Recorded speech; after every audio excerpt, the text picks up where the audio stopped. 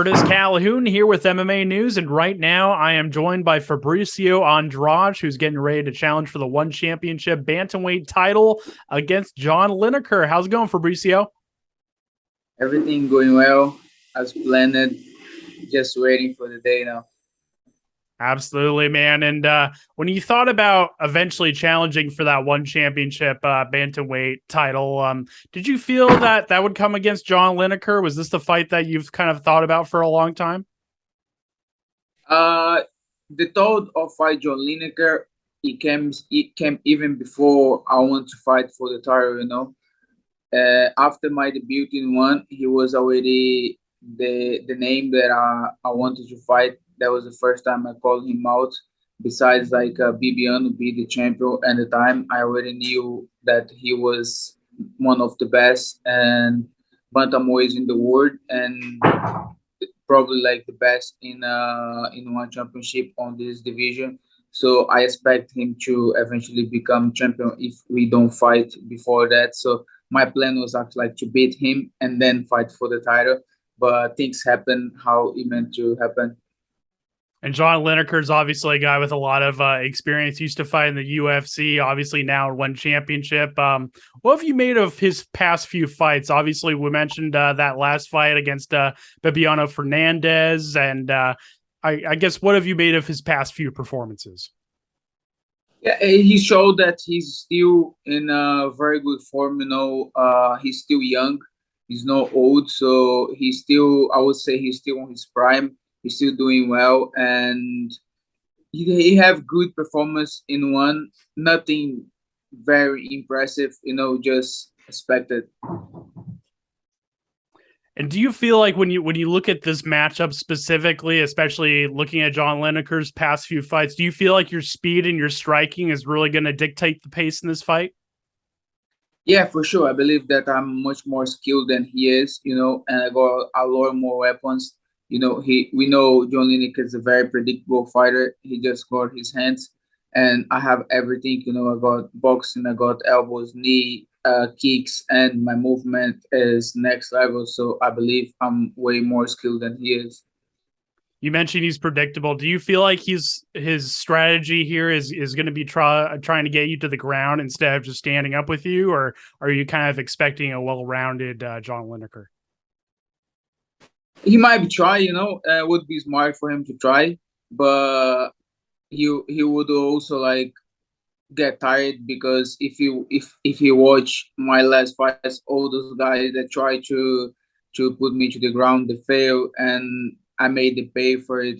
So it would be smart for him because I believe he got no chance in striking with me. But anyway, he's in a very very bad position in this fight.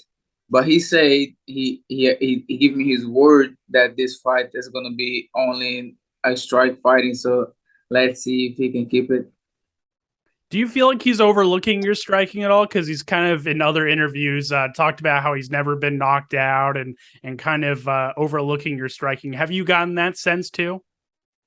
Nah, I believe he's very aware of my skills, and he trying to talk a little bit, try to take a little bit out of the hype, but he knows I'm ready to knock him out, and he knows of my skills. Beating a guy like that with the amount of experience that he has, how special would that be for you in terms of not only getting the title, but to add that on your resume, beating a guy with that much of experience? Yeah, that would be like a very big step in my career, and that's one of the reasons why I wanted to fight him even before I fight for the title, is because of the name he has. I have been doing good performance in one so far, but I haven't take a name, So I think to beat a guy like him that has a history, he crossed promotions, he's been around for a long time. So beat a guy of with the name that he has is gonna put my career in the next level, and I'm looking forward to that. You still train at Tiger Muay Thai. Who have been some of the guys you've been working with during this camp? For this camp, I didn't go like specific guys, because to find sparring partners that is like as short as he is quite hard, so it was a bit difficult to find like good sparring partners.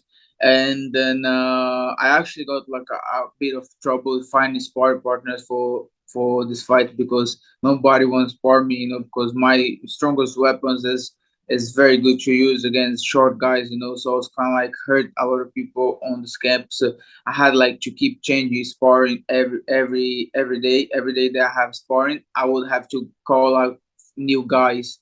I was getting like three fresh guys every Monday and every Friday, and I always had like to change, ask new people to come, because some people would like get injured and then they couldn't come back.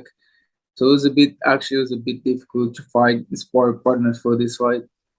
How important do you feel like sparring is for you in terms of your MMA career? Because you hear a lot of other fighters talk about how they don't spar as much. Max Holloway in the UFC has talked about how he doesn't spar at all anymore. How important is it for you to get that experience sparring and to get ready for a fight?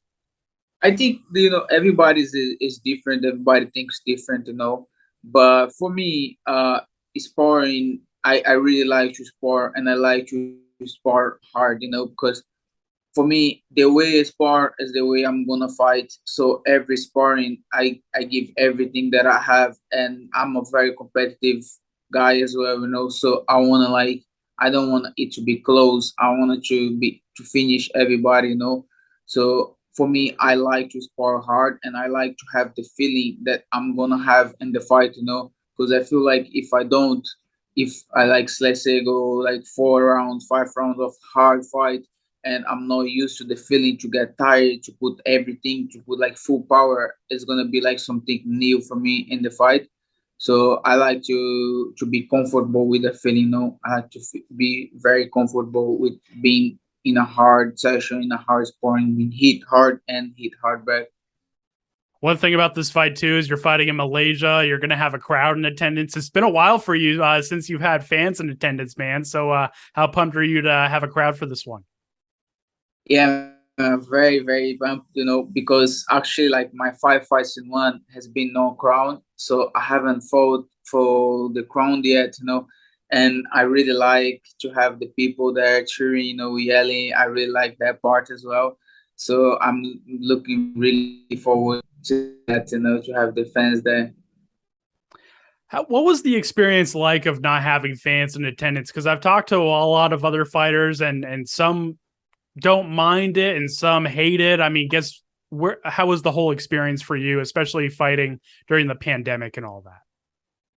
I think like as our job, So if there is crown, if there is no crown, we know what we gotta do, is step in there and fight. So for me, it's not a big difference. Like if I have to fight without a crown, that will be fine.